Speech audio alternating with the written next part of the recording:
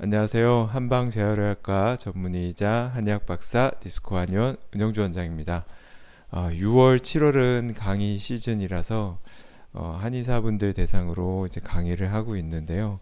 그러다 보니 진료 후에 일주일에 3번씩 강의를 하다 보니 몸에 많이 피로가 쌓였습니다. 그래서 오늘도 저녁에 강의가 있는 토요일인데 진료도 하고 또 강의를 해야 되니까 더 이상 유튜브 미루면 안 될 것 같아서 새벽에 지금 한 7시가 안 됐네요. 한의원에 나와서 녹화하고 있습니다. 요 새벽 시간에 나오면 집중도 잘 돼서 환자분들 처방하기도 좋고 공부하기도 참 좋아서 개인적으로는 한 6, 7시쯤에 출근을 하는 편입니다. 오늘 말씀드릴 환자분은요, 이제 추락사고 후 척수 손상이 발생한 환자분이신데, 그로 인해서 이제 하반신 마비, 대소변 마비가 있던 환자분입니다. 다행스럽게 이제 신경회복 한약을 병행하면서 다리 힘도, 발가락 힘도 돌아오고 대소변도 돌아온 좋은 이제 사례가 돼서 설명드리라고 이렇게 올렸습니다. 우선 이제 신경 기능을 회복하는 한약은 저만 처방하는 건 아니고 한방재활의학과 전문의, 이렇게 마비를 전공한 전문의 한의사들이 있습니다. 한의사 중에 한 1.6% 정도 되는데요. 그런 사람들이 이제 처방을 많이 하고 이런 신경 기능을 회복하는 한약들은 여러 가지가 있는데 보건복지부에서도 그 효능을 인정해서 현재 중풍 후유증이나 안면마비 같은 경우는 건강보험에 적용을 받아서 처방을 받을 수 있습니다. 70%나 이제 건강보험에 적용을 받아서 자기부담금은 30%만 내고도 중풍이 있거나 안면마비가 있는 마비 환자분들은 한약 복용을 할 수 있고요. 안타깝게도 이제 오늘 설명드린 이제 척수 손상 같은 환자분은 아직 건강보험에 적용을 받지는 못합니다. 건강보험 적용되는 질환이 6개가 있는데 그 중에 2개, 뭐 굳이 넓게 포함하면 3개 정도가 마비 질환이 해당이 되는 만큼 마비 질환은 과학적으로 많이 입증이 되어 있는 한약이기도 합니다. 이번에 말씀드릴 환자분은 3층 높이에서 추락해서 이제 흉추, 우린 등뼈라고 하죠. 흉추가 골절되면서 신경을 눌러서 이제 하반신 마비와 대소변 마비가 발생한 분이시고요. 항상 말씀드리지만 제가 블로그나 유튜브에 올리는 사례는 비교적 예후가 좋은 경우입니다. 신경회복 한약이라는 게 신경기능 회복에 도움을 주지만 모든 환자분들을 100%다 치료할 수는 없다는 것을 좀 아셨으면 좋겠고요. 뭐 그거는 뭐 양방치료든 한방치료든 뭐 어떤 질환이든 다 마찬가지겠죠. 환자분의 상태는 이렇게 이제 척추가 손상되면서 이 부러진 뼈가 신경을 눌렀고 이제 수술로 이런 부분들은 제거를 한 상태입니다. 그리고 환자분은 척수 손상이 발생하고 약 2개월 뒤부터 한약을 복용하기 시작하셨고요. 이 점도 항상 말씀드리는데 발병하고 2개월 이내에 신경회복 한약을 복용할 때 환자분이 예후가 가장 좋았습니다. 뭐 한약 드신다고 양약을 끊는 건 아니고 같이 병행하셔도 되고요. 뭐 자격을 가진 전문의 자격을 가진 한의사라면 이제 양약 복용에 영향받지 않도록 처방을 할 수 있고요. 뭐 간 문제 이런 거 뭐 다 영향 없습니다. 뭐 이렇게 초기에 발병 2개월 내에 신경회복 한약을 복용할 때 예후가 좋은 거는 뭐 당연한 얘기지만 어떤 병이든 초기에 치료할수록 예후가 좋기도 하고요. 신경 손상 초기에는 신경기능 회복을 방해하는 물질, 그런 딱지 형성 이런 게 되기 때문에 최대한 그런 것들을 지연시키고 그런 일들이 발생하기 전에 약을 복용했을 때 효과가 더 좋습니다. 환자분 증상은 다음과 같았고요. 허벅지 앞쪽에는 살짝 힘이 들어가는 느낌이 있다고 하셨습니다. 무릎 이하로는 전혀 움직임이 없었고요.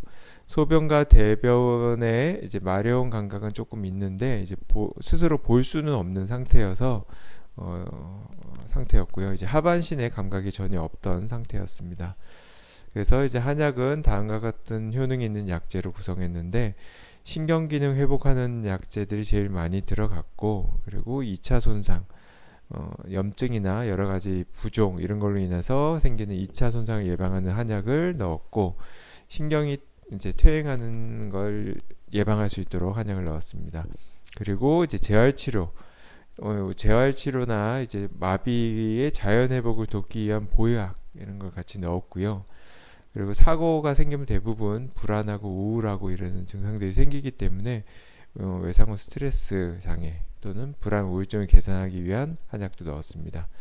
그리고 이제 보통 사고 초기에는 뭐 항생제 드시는 경우도 있고 여러 가지 약들을 드시는 경우도 많고요.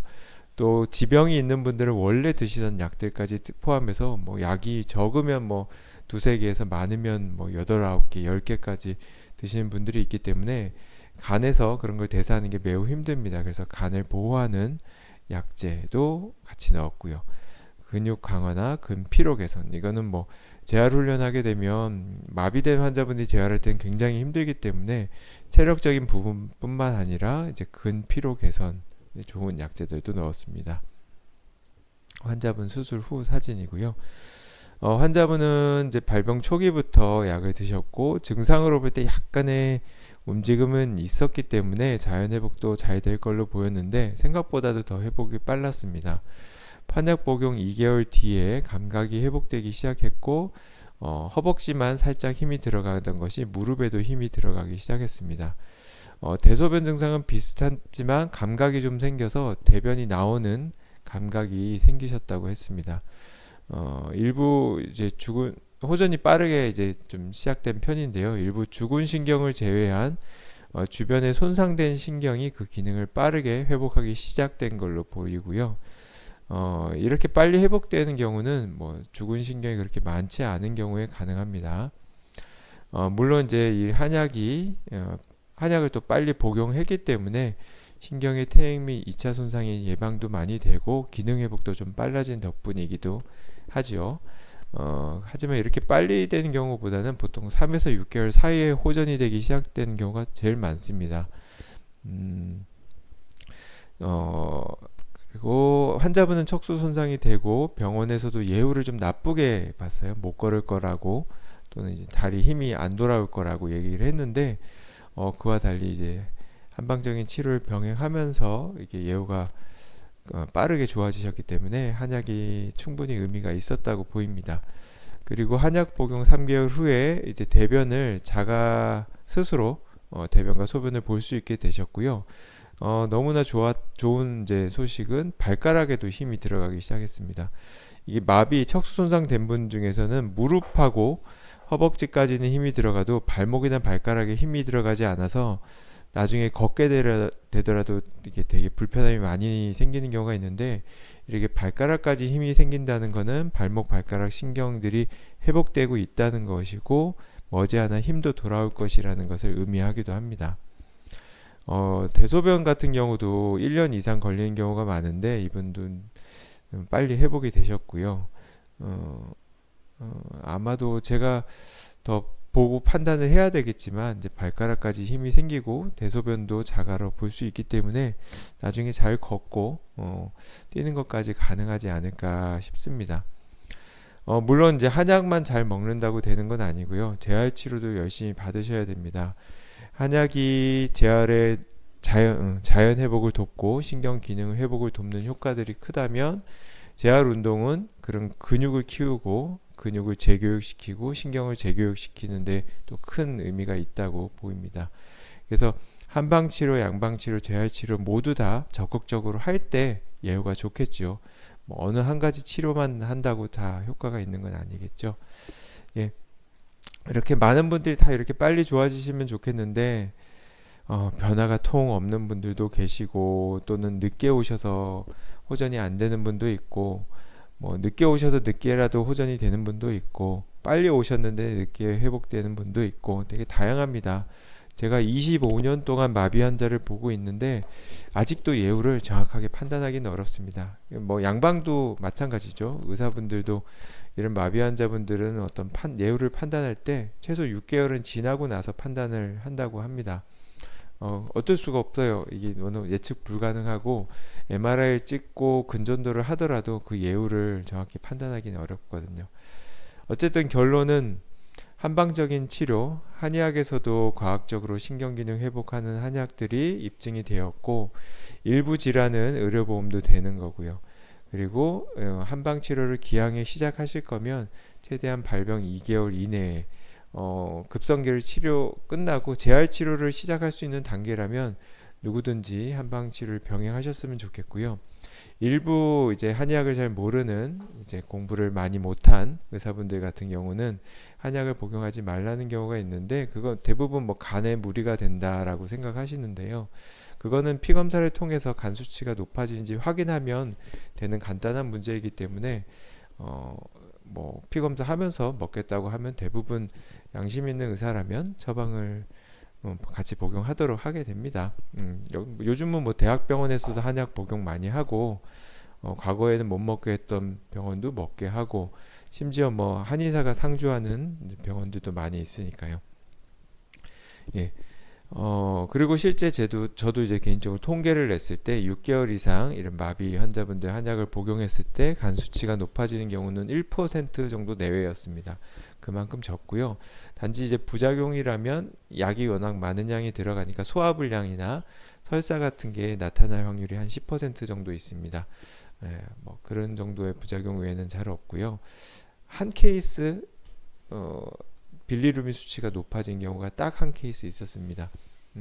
그런 거 외에는 뭐 혈당이 높아진다 이런 거는 감초나 뭐 대추 이런 게 들어가면 혈당이 높아질 수 있는데 감초 같은 경우는 잘 안 쓰지 않고요. 장기 복용했을 땐 감초도 간 수치가 좀 높아질 수 있기 때문이기도 하고 감초는 오래 쓰면 혈당이 올라가기 때문에 저는 개인적으로 잘 쓰지는 않습니다. 특히 이제 당뇨가 있는 분들 쓰지 않고요. 뭐 하여튼 그렇습니다. 네. 피로가 쌓여서 말을 더 못하는 것 같아요. 네, 하여튼 지금까지 들어주신 분들 감사드리고요. 네, 마비 환자분들 주저 마시고 한방적인 치료, 뭐 저한테만 치료받을 수 있는 게 아니라 한방 재활의학과 전문이라면 이렇게 치료하고 처방할 수 있습니다. 네, 요즘은 뭐 원격 처방도 가능하니까 이렇게 보호자분이 내원하시고 상담받고 환자분은 온라인 문진표를 통해서 처방도 받을 수 있습니다. 네, 하여튼 네, 들어주셔서 감사합니다. 주말 즐겁게 보내시고요. 지금까지 한방 재활의학과 전문의이자 한의학 박사 디스코 한의원 은영주 원장이었습니다.